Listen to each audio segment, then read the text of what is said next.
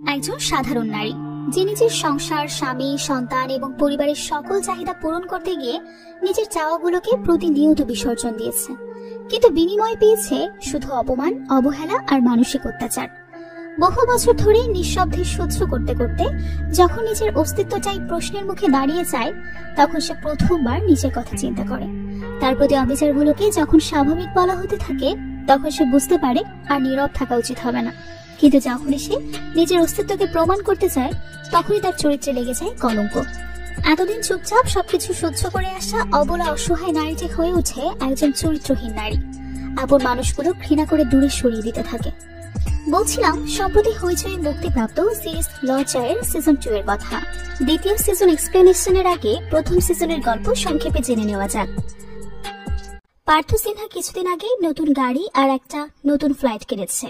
পার্থের স্ত্রী জয়া সিনহা খুব শান্ত স্বভাবের। তাদের একমাত্র মেয়ে শ্রুতি। পার্থের মা গ্রামের বাড়িতে থাকলেও ছেলের গৃহপ্রবেশের জন্য এসেছে।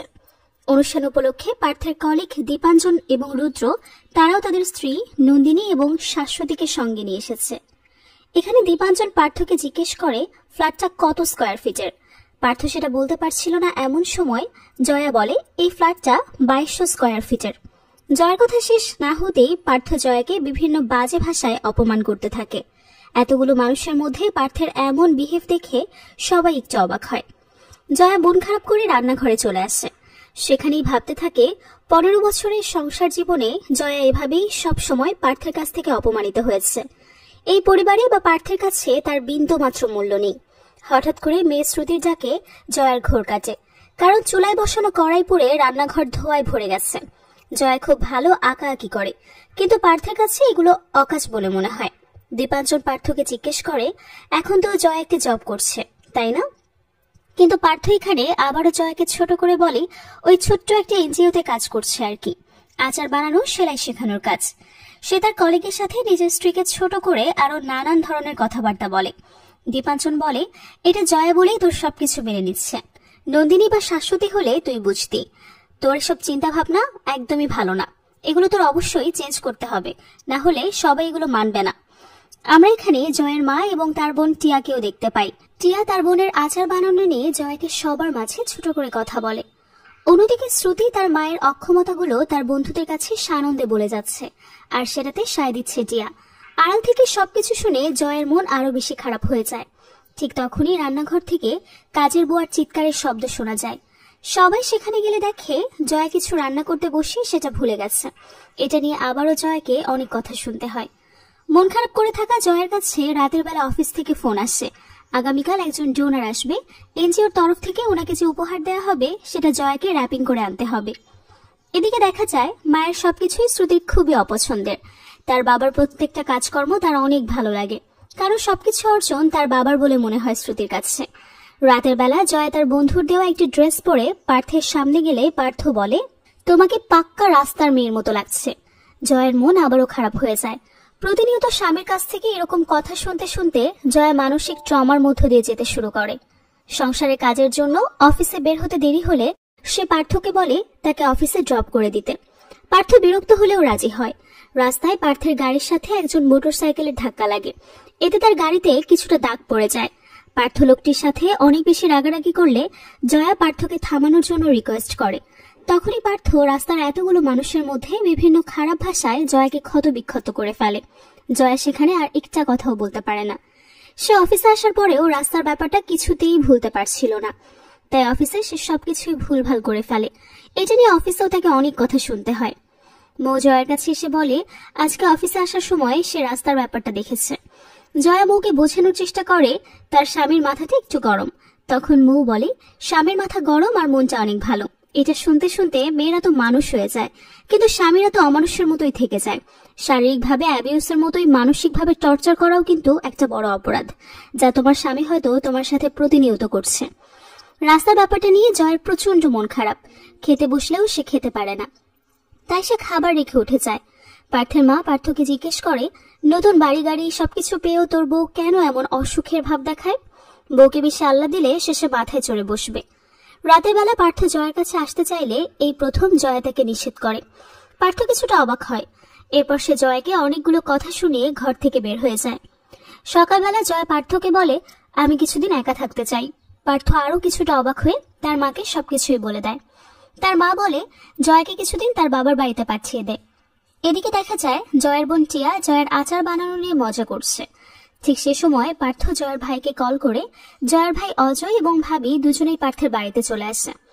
বাড়িতে আসলে পার্থ অজয়কে বলে, আমি ডক্টরের অ্যাপয়েন্টমেন্ট নিয়েছি। জয়া মেন্টাল ট্রমার মধ্যে দিয়ে যাচ্ছে, তাই তাকে একজন সাইকিয়াট্রিস্ট দেখানো প্রয়োজন।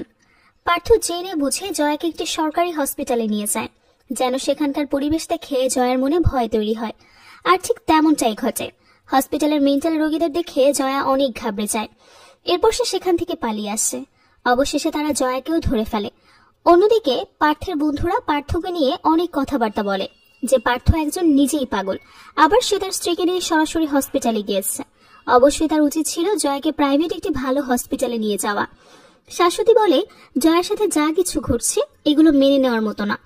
রাতের বেলা পার্থ জয়ার সাথে রাগারাগি করে, কারণ সে হসপিটাল থেকে চলে এসেছে।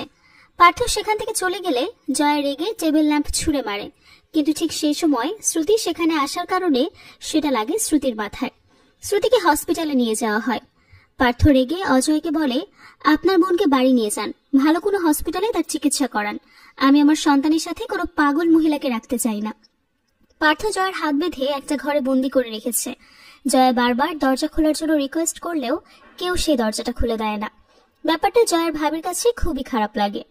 সকালবেলা জয়ার ভাবি দরজা খুলে দেয় আর ভেতরে যায়। জয়া অসহায়ের মতো বসেছিল। সে ভাবিকে দেখে একটু পানি চায়। এরপর জয়া শ্রুতির কাছে এসে মাফ চায় এবং তাকে তার সাথে মামার বাড়িতে নিয়ে যেতে বলে, কিন্তু শ্রুতি রাজি হয় না।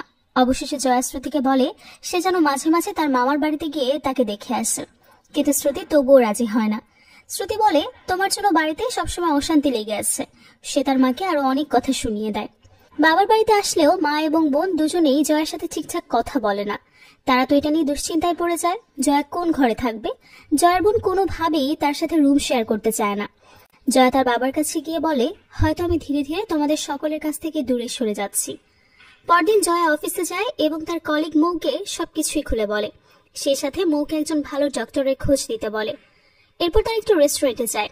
মৌ তার একজন অ্যাডভোকেট বন্ধু সূর্যকে একটি রেস্টুরেন্টে ডাকে। সূর্য এসেই বলে, আমার ক্ষুধা লেগেছে, আমি কিছু খাবো, কিন্তু আমি একা খাবো না, তোমরা আমার সাথে খাবে। জয়া বলে, আমি বাড়ি যেতে চাই। তখন সূর্য বলে, অবশ্যই যাবে, কিন্তু খাওয়ার পরে। জয়াকে জিজ্ঞেস করা হয় সে কি খাবে। তখন জয়া উত্তরে জানায়, সবাই যেটা খাবে সেও সেটাই খাবে। তখন সূর্য বলে, এই ডিসিশনটা কখনোই অন্যকে নিতে দেওয়া উচিত না। জয়ের আগে যতবার স্বামী সন্তানের সাথে কোথাও ঘুরতে গিয়েছে, কোথাও তাকে জিজ্ঞেস করা হয়নি সে কি খাবে। পার্থ বা শ্রুতি যেটা খেতে চেয়েছে জয়াও সেটাই খেয়েছে। এই সবকিছু মনে করে জয়ার চোখে পানি চলে আসছে। জয়া জীবনে প্রথমবার নিজের পছন্দের খাবার চিলি পানি অর্ডার করে। পরের দৃশ্যে জয়া মৌয়ের পরিচিত সাইকিয়াট্রিস্টের কাছে যায়। সাইকিয়াট্রিস্ট তাকে জিজ্ঞেস করে, আপনি কি ছোটবেলা থেকে এমন শান্ত স্বভাবের ছিলেন? জয়া বলে, না, আগে আমি চঞ্চল প্রকৃতির ছিলাম, কিন্তু ছোটবেলা থেকেই আমার বোন এবং আমার দাদা আমাকে মানসিকভাবে হিউমিলেট করত। এরপর সে সাইকিয়াট্রিস্টের কাছে সবকিছু খুলে বলে। জয়া একটা সময় খুব ভালো গান করত। বিয়ের পর একদিন রেওয়াজ বসলে পার্থ তাকে বলে, একেবারে বাইজের মতো লাগছে। সেদিনের পর থেকে জয়ার কোনোদিন গান করেনি। এদিকে জয়ার মা তাকে বারবার বুঝিয়ে বাড়িতে যেতে বলে। মৌয়ের বাড়ির অনুষ্ঠানে জয়াও যায়। সেখানে সূর্য গান করলে তার সাথে জয়া গান ধরে। জয়ার এমন মিষ্টি কণ্ঠ দেখে সবাই অবাক হয়।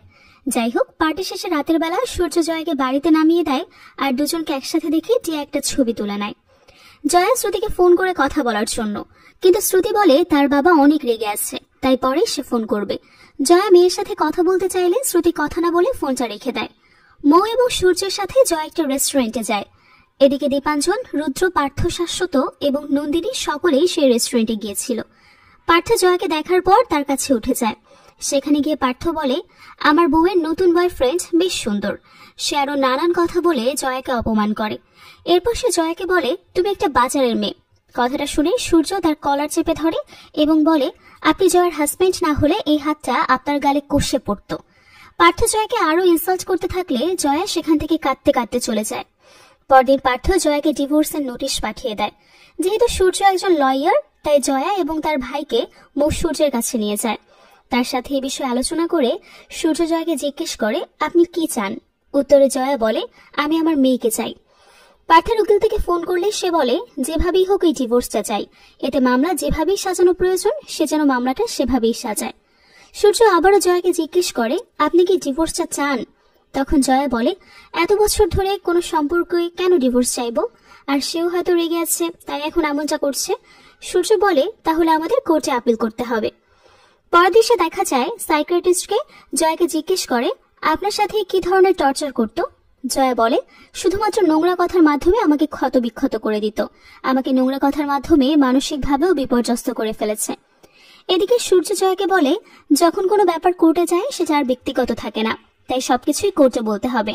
তারা যেহেতু তোমার উপর ডোমেস্টিক ভায়োলেন্সের বিষয়টা নিয়ে এসেছে, অর্থাৎ তুমি যে তোমার মেয়ের মাথা ল্যাম্প দ্বারা আঘাত করেছো সেটাই তারা বুঝিয়েছে। জয়া বলে, তুমি এই মামলাটা জিততে পারবে?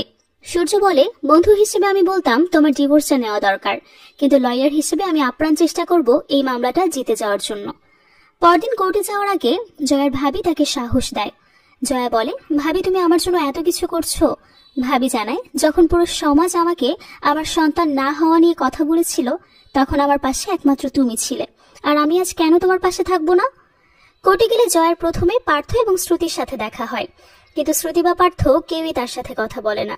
কোর্টে কাজের মহিলা বলে, জয়া বৌদি এমনিতেই অনেক ভালো মানুষ, কিন্তু ইদানিং সে সবকিছু ভুলে যাচ্ছে, তার জন্য বাড়িতে দুইবার দুর্ঘটনাও ঘটেছে। উকিল শ্রুতিকে মেন্টালি আনস্টেবল বলে উপস্থাপন করার সুযোগ করার চেষ্টা করে, কিন্তু সূর্য এতে বাধা দেয়। সূর্য সাইকিয়াট্রিস্টের সাথে দেখা করলে সাইকিয়াট্রিস্ট বলে, অনেকদিন থেকে কোনো মানুষের সাথে যদি এমন মেন্টালি টর্চার হয় তাহলে সে ধীরে ধীরে তার কথা বলার ক্ষমতা হারিয়ে ফেলে।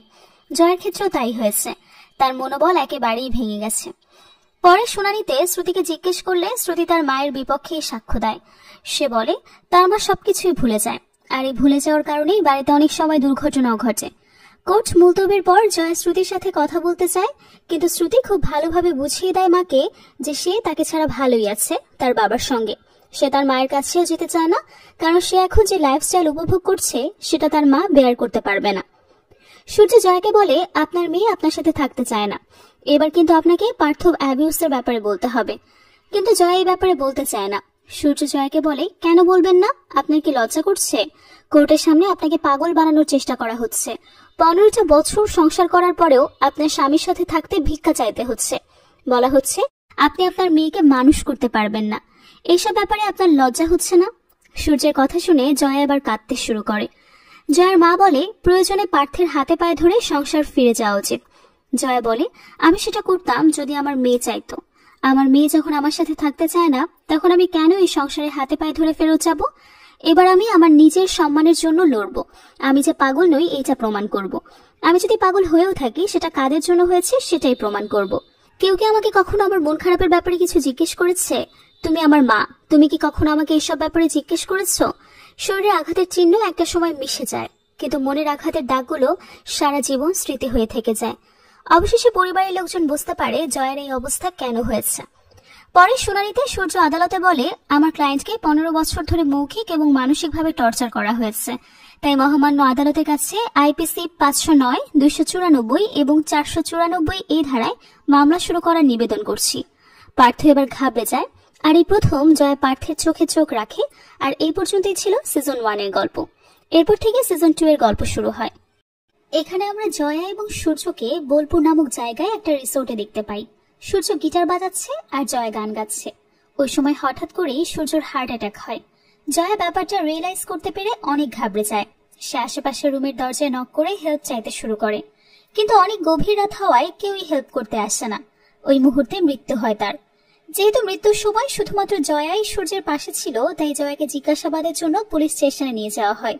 পুলিশ অফিসার জয়ের কাছে জানতে চায় সূর্যের সাথে তার সম্পর্ক কি। জয়া বলে, সূর্য আমার বন্ধু, সেই সাথে আমার উকিল ছিল। এই কথা শুনে পুলিশ অফিসার ঠাট্টা করে বলে, তাহলে তো দেখে শুনে ভালো মানুষের সাথেই সম্পর্কে জড়িয়েছেন। যেহেতু প্রেমিক নিজেই উকিল, তাই আপনার হাজবেন্ডের সাথে ডিভোর্স করাতে ঝামেলা হতো না। সূর্যের মৃত্যুতে জয়া এমনিতেই ভীত ছিল। পুলিশ অফিসারের এই সমস্ত কথাবার্তা শুনে জয়া আরো ঘাবড়ে যায়। অফিসার জয়াকে জিজ্ঞেস করে, কতদিনের সম্পর্ক ছিল আপনাদের? জয়া জবাব দেয়, কোনো সম্পর্ক ছিল না।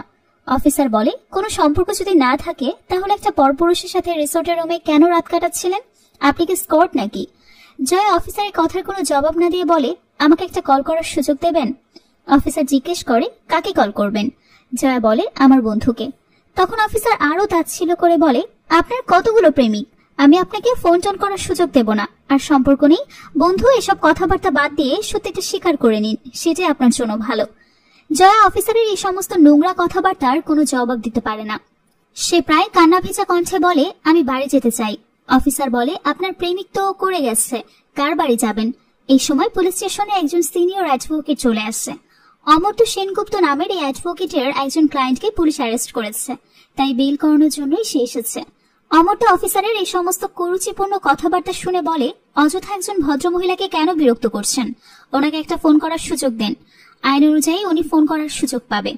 এরপর অমর্ত্য জয়াকে বলে, আপনি যদি আপনার পক্ষ থেকে কোনো উকিলের সাথে নিয়ে আসতেন তাহলে পুলিশ স্টেশনে এভাবে হ্যারাসমেন্টের শিকার হতে হতো না। জয়া বলে, আমি তো কাউকে চিনি না, যা করার মৌ দিদি করবে। তখন অমর্ত্য জয়াকে নিজের কার্ড দিয়ে বলে, আপনার মৌ দিদি যদি সবকিছু অ্যারেঞ্জ করতে না পারে তাহলে আমাকে কল করবেন। অমর্ত্য কথা মতো পুলিশ অফিসার জয়াকে তার ফোনটা দিয়ে দেয়। জয়া ফোন পেয়ে মৌকে কল করে সব জানায়। সূর্য আর বেঁচে নেই শুনে মৌ হতবাক হয়ে যায়। সে দ্রুত পুলিশ স্টেশনের উদ্দেশ্যে রওনা হয়। যেতে যেতে সে সূর্যর স্ত্রী স্নেহাকে কল করে সূর্যের মৃত্যুর ব্যাপারে জানায়। এমন একটা নিউজের জন্য স্নেহা মোটেও রেডি ছিল না। অন্যদিকে জয়ের বাড়িতে এখনো কেউ জানে না জয়া পুলিশ স্টেশনে আছে। জয়ার ভাই অজয় তার স্ত্রী সনিকে জিজ্ঞেস করে জয়ের সাথে কথা হয়েছে কিনা। সনি বলে, জয়া মৌয়ের বাড়িতে গেছে। ওই সময় জয়ের ছোট বোন টিয়া বলে, আমাদের বোন অনেক চেঞ্জ হয়ে গেছে, তাই না? কোর্টে তার ডিভোর্সের কেস চলছে, সে তার হাজবেন্ডের বিরুদ্ধে এলিগেশনও লাগিয়েছে। এখন আবার বান্ধবীর বাড়িতে গিয়ে রাতের বেলাতেও থাকা শুরু করেছে। সে আর এখন একজন সাধারণ হাউস ওয়াইফের মতো আচরণ করে না। জয়ার ভাবি টিয়াকে থামিয়ে দিয়ে বলে, নিজের বোনের বদনাম করা বাদ দিয়ে নিজের কথা চিন্তা করো। এদিকে পুলিশ স্টেশন থেকে অফিসার পার্থকে কল করে বলে, আপনাকে একবার পুলিশ স্টেশনে আসতে হবে। আপনার স্ত্রীকে একজন অ্যাডভোকেটের সাথে হোটেলে পাওয়া গেছে। সব থেকে দুঃখজনক ব্যাপার হলো, যার সাথে পাওয়া গেছে সে মারা গেছে। তাই আমরা আপনার স্ত্রীকে পুলিশ স্টেশনে নিয়ে এসেছি, আপনি দ্রুত এখানে চলে আসুন। পার্থর বন্ধু তার কাছে জানতে চায় কি হয়েছে। পার্থ বলে, আমি জয়াকে গালাগালি করলে তো তোদের খারাপ লাগে, আমি কোনো কারণ ছাড়া গালিগালি করি না। জয় উকিলের সাথে পালিয়ে গেছে। এরপর পার্থ জয়াকে বিভিন্ন অশ্লীল ভাষায় গালাগালি করে বলে, ওকে যে আমি গালাগালি করি একদম ঠিক কাজ করি, খুব ভালো হয়েছে ওই বদমাশ উকিলটা মরে গেছে। পার্থ আরো কিছুটা সময় জয়াকে উদ্দেশ্য করে অকথ্য ভাষায় গালাগালি করতে থাকে। এরপর পার্থ জয়ের ভাইকে কল করে সবকিছু জানায়। জয়ের পরিবার যখন জানতে পারে জয়া মৌয়ের বাসায় নয় বরং সূর্যের সাথে রিসোর্টে ছিল, সবাই প্রচন্ড অবাক হয়।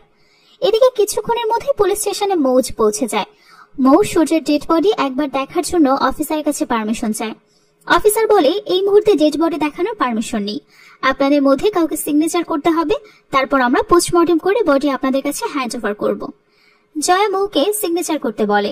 মৌ বলে, আমি সিগনেচার করতে পারবো না, কাজটা সূর্যের পরিবারের কাউকে করতে হবে। তখন জয়া বলে, সূর্য তো বলেছিল তার পরিবারে কেউ নেই। মৌ বলে, আছে, আমি তাকে জানিয়ে দিয়েছি, সে আসছে। এরপর আমরা স্নেহাকে দেখতে পাই। স্নেহা পুলিশ স্টেশনের দিকেই যাচ্ছে। যেতে যেতে সে সূর্যের কথাই ভাবতে থাকে। স্নেহা এবং সূর্য সেপারেশনে ছিল। স্নেহা প্রেগন্যান্সির সময় ড্রিঙ্কস করায় তার মিসক্যারেজ হয়ে যায়, আর সেখান থেকে সূর্য এবং স্নেহার সম্পর্কের ভাঙন ধরে।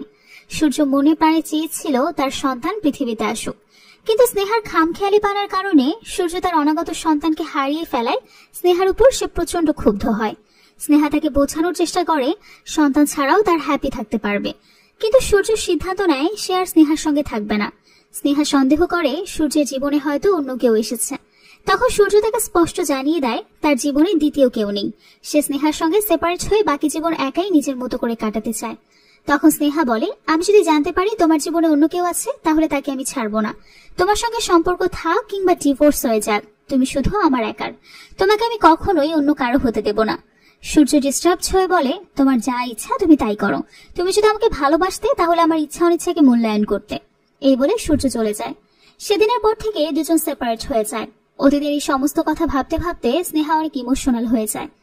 এদিকে পুলিশ স্টেশনে অফিসার জয়া এবং মৌকে বলে, এই মুহূর্তে জয়াকে শহর ছেড়ে নিজের বাড়িতে ফিরে যাওয়ার পারমিশন দেওয়া হবে না, তাই তারা যদি বিশ্রাম নিতে চায় তাহলে রিসোর্টে গিয়ে নিতে পারে যেখানে সূর্যের মৃত্যু হয়েছে। মৌ এবং জয়া ওই রিসোর্টে চলে যায়। ইনভেস্টিগেশন করার জন্য অফিসার নিজেও তাদের সাথে যায়। সেখানে আবারও জয়াকে জিজ্ঞাসাবাদ করতে শুরু করা হয়, কিন্তু জয়া অনেক আতঙ্কিত হয়ে পড়েছিল, তাই জয়ার বদলে অফিসারের প্রশ্নের জবাব মৌ দিয়ে দেয়। মৌ বলে, জয়া ঘটনার আগের দিন আমার বাড়িতেই ছিল, 3 দিন সেখানে ছিল। কথায় কথা আমরা প্ল্যান করি আমি, জয়া এবং সূর্য লং ড্রাইভে যাব। আমাদের প্ল্যান ছিল রাতের বেলা আমরা তিনজনের রিসোর্ট থেকে পরের দিন আবারও বাড়িতে ফিরে যাব। প্ল্যান অনুযায়ী আমরা এখানে চলে আসি, কিন্তু এখানে আসার পর আমি জানতে পারি আমার ফুপি অনেক অসুস্থ হয়ে পড়েছে, তাই আমাকে আবারও ফিরে যেতে হয়। জয়া মানসিক অবস্থা খুব একটা ভালো ছিল না, তাই আমি জয়া এবং সূর্যকে বলেছিলাম আমাকে ছাড়াই যেন ওরা দুজন এখানে থেকে যায়, এতে জয়ার মনটা কিছুটা ভালো হবে। অফিসার কটাক্ষ করে বলে, ও তাহলে আপনি দুজনের ম্যাচ মেকার। বউ রেগে গিয়ে বলে, আমার ফুপ্পি অসুস্থ, তাকে ইমিডিয়েটলি হসপিটালে ভর্তি করানোর প্রয়োজন পড়েছিল। আমি আমার দায়িত্ব পালন করার জন্য ওদেরকে রেখে ফুপ্পির কাছে চলে গিয়েছি। এটাকে ম্যাচ মেকিং নয়, বরং দায়িত্ববোধ বলে। আমরা আমাদের বন্ধুকে হারিয়েছি, আর আপনি কিনা এখানে আমাদের সাথে ঠাট্টা করছেন। অফিসার বলে, ঠাট্টা আমি করছি না, নারী স্বাধীনতার নামে আপনারা সমাজটাকে নষ্ট করে ফেলছেন। আপনারা তো নোংরামি করার জন্য এখানে এসেছিলেন। এই মহিলাকে দেখে বোঝার উপায় নেই সে একজন পরপুরুষের সাথে রাত কাটাতে পারে। দেখতে তো সতী সাবিত্রী মনে হয়। মৌ অফিসারের উপর প্রচন্ড ক্ষিপ্ত হয়। এর মাঝে পার্থ চলে আসে। পার্থ পুলিশের কাছে নিজেকে জয়ের এক্স হাজবেন্ড হিসেবে পরিচয় দেয়। এরপর বলে, এরকম একটা বাজারের মেয়ের এক্স হাজবেন্ড হিসেবে নিজেকে পরিচয় দিতেও ঘৃণা হচ্ছে আমার। অফিসার বলে, যেহেতু লিগেলি এখন আপনাদের ডিভোর্স হয়নি, আপনাকে এক্স হাজবেন্ড বলা উচিত না। তবে আমি আপনার ফিলিংসটা বুঝতে পারছি। স্ত্রীর এমন কোনো নোংরামি কোনো পুরুষের পক্ষে মেনে নেওয়া সম্ভব না।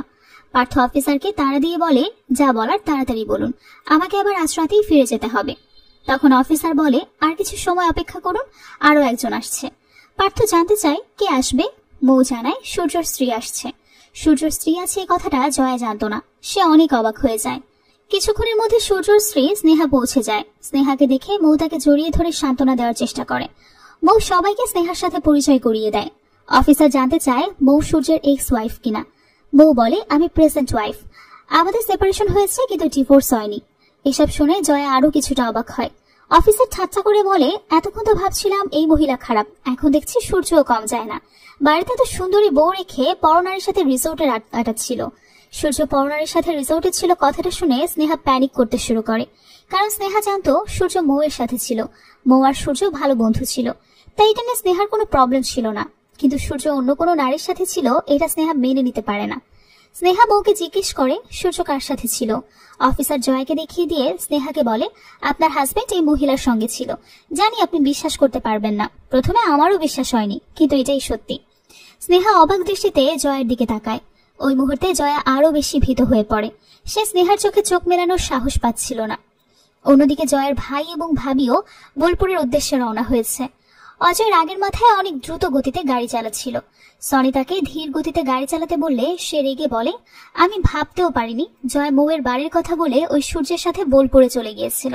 প্রথম দিন থেকেই ওই লোকটাকে আমার অসুবিধার মনে হয়। সনি অনেক চিন্তিত হয়ে বলে, পার্থ হয়তো এতক্ষণে বোলপুর পৌঁছে গেছে, জানি না সে কি পরিমাণ সিন ক্রিয়েট করছে। অজয় বিরক্ত হয়ে বলে, পার্থকে মুখ দেখানোর উপায় নেই আমাদের, কোর্টে তাদের কেস চলছে, আর তার মাঝে এসব ঘটনা। এদিকে পুলিশ অফিসার রিসোর্টের স্টাফদেরকে জিজ্ঞেস করে। অফিসার স্টাফদের কাছে জানতে চায় কাল সূর্য ঠিক কতটার সময় রিসোর্টে চেক ইন করেছিল। স্টাফরা জানায় দুপুর 2টায় তিনজনে একসাথে চেক ইন করেছে, কিন্তু সন্ধ্যা 6টার দিকে তিনজনের মধ্যে একজন চলে গেছে। অফিসার স্টাফদের কাছে জানতে চায় ওরা মোট কয়টা রুম বুকিং করেছিল। স্টাফ জানায় 2টো রুম। অফিসার সন্দেহ নিয়ে বলে, তাহলে এক রুমে 2জন থাকার প্ল্যান ছিল। মৌ বিরক্ত হয়ে বলে, জয় আর আমি এক রুমে থাকার প্ল্যান করেছি, এটাই তো স্বাভাবিক, তাই না? অফিসার বলে, আপনি রেগে যাচ্ছেন কেন? কে কার সাথে থাকার প্ল্যান করেছিল এটা তো আর আমার জানার কথা না। আমার কাছে তো সবকিছু পাজলের মতো মনে হচ্ছে। 2জন বিবাহিত মানুষ যার যার হাজবেন্ড ওয়াইফকে ছেড়ে অন্য পুরুষ এবং নারীর সাথে রাত কাটাচ্ছে। মাঝরাতে আবার একজনের মৃত্যু হয়ে যায়। এখানে আপনার রাগারাগি প্রশ্নই হচ্ছে না। অফিসার তার ইনভেস্টিগেশন চালিয়ে যায়। অজয় এবং সনির পৌঁছাতে রাত হয়ে যায়।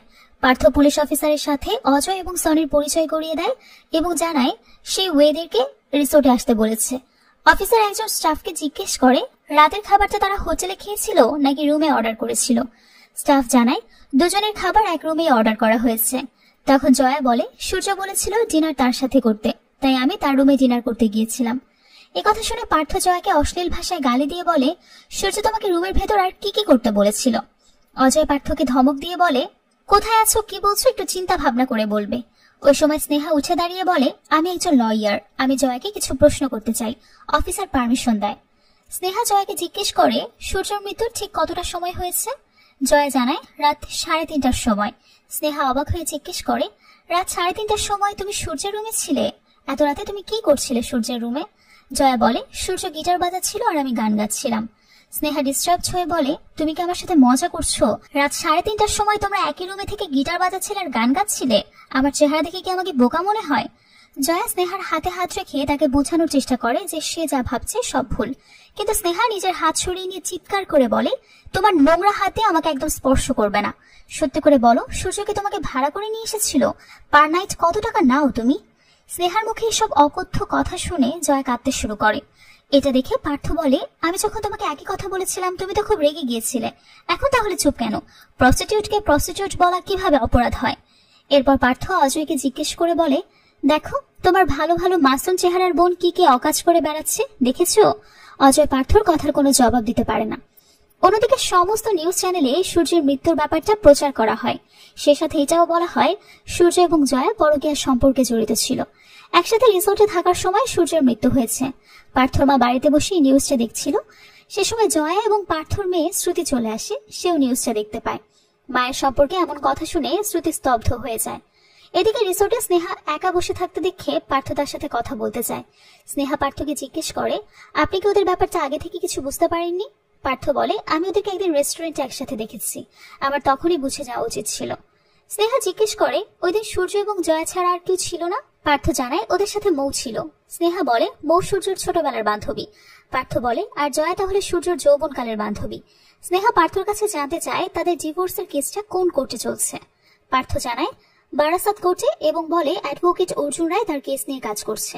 কিন্তু কেসের মাঝখানে হঠাৎ ঝামেলা হতে শুরু হয়। স্নেহা অ্যাসিস্ট্যান্টকে কল করে বলে পার্থ এবং জয়ের ডিভোর্সের কেসের সমস্ত ডিটেলস ইনফরমেশন কালেক্ট করে যেন তার কাছে পাঠিয়ে দেওয়া হয়। এরপর আমরা জয়া এবং মৌকে দেখতে পাই। জয়া মৌকে বলে, তুমি তো জানো আমাদের মধ্যে কোনো সম্পর্ক ছিল না। মৌ বলে, তুমি কেন রাতের বেলা সূর্যের রুমে ডিনার করতে গেলে? দুজন বিবাহিত নারী পুরুষ এত রাতে এক রুমে ছিল, সমস্ত এটা নিয়ে বাজে কথা বলবেই। জয়া জিজ্ঞেস করে, তুমি কি আমাকে বিশ্বাস করো না? মৌ বলে, সূর্য আমাকে একদিন বলেছিল সে তোমাকে পছন্দ করে। আমি তোমাকে জাজ করছি না, শুধু জানতে চাচ্ছি কাল রাতে তোমাদের মধ্যে কি কিছু হয়েছিল? মৌয়ের মুখে এমন প্রশ্ন শুনে জয়া হতবাক হয়ে যায়। তার সব থেকে কাছের মানুষটাও আজ তাকে প্রশ্নবিদ্ধ করছে। জয়া মৌয়ের কথার কোনো জবাব দেয় না।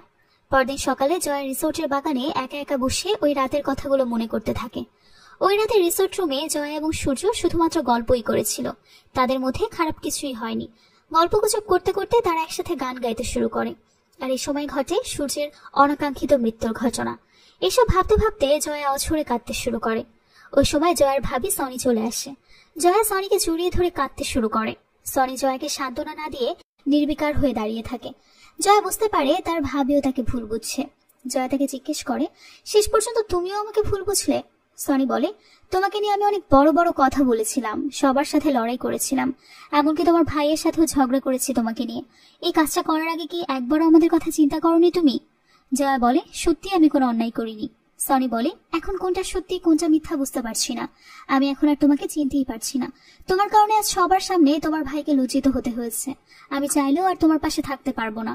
সবার জীবনে কোনো না কোনো সময় কঠিন সিচুয়েশন আসে, সবাইকে সেই সিচুয়েশনের সম্মুখীন হতে হয়।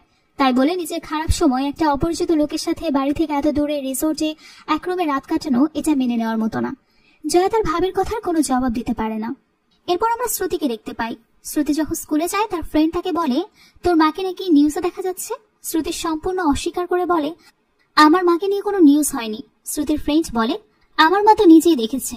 তখন শ্রুতি রেগে গিয়ে তার ফ্রেন্ডকে ধাক্কা দিয়ে বলে, বললাম না কোনো নিউজ হয়নি। শ্রুতি অনেক ক্ষুব্ধ হয়ে সেখান থেকে চলে যায়। অন্যদিকে পুলিশ অফিসার সবাইকে নিয়ে মর্গে যায় সূর্যর ডেড বডি দেখানোর জন্য। পোস্টমর্টেম হয়েছে, ডেড বডি স্নেহার কাছে হ্যান্ড ওভার করা হলে সবাই মিলে সূর্যর শেষকৃত্যের আয়োজন করে। শেষকৃত্য শেষে চলে যাওয়ার আগে পার্থ স্নেহার কাছ থেকে তার কার্ড চেয়ে নেয়। এরপর সে জয়াকে বলে, তোমার সাথে কোর্টে দেখা হবে। একথা বলে সে চলে যায়। এরপর অজয় সনিকে নিয়ে চলে যেতে চাইলে সনি জয়াকেও তাদের সাথে নিয়ে যেতে চায়, কিন্তু অজয় বলে, ওকে আমাদের সাথে নিয়ে যাওয়ার কোনো প্রয়োজন নেই, ও তো এখানে আমাদের সাথে আসেনি। সবাই জয়াকে ছেড়ে চলে গেল, আর মৌ তাকে ফেলে যেতে পারে না। মৌ জয়াকে সাথে নিয়ে চলে যায়। যাওয়ার পথে মৌ জয়াকে বলে, কেসটা এভাবে মাঝপথে ছেড়ে দেওয়াটা উচিত হবে না। অমর্ত্য সেনগুপ্ত একজন বড় মাপের অ্যাডভোকেট, উনি যেহেতু নিজেই তোমাকে কার্ড দিয়েছে, তাই আমার মনে হয় যত দ্রুত সম্ভব ওনার সাথে দেখা করা উচিত। জয়া কোনো জবাব দেয় না। অন্যদিকে স্নেহা কেসের সমস্ত ডিটেলস ভালোভাবে স্টাডি করতে শুরু করে।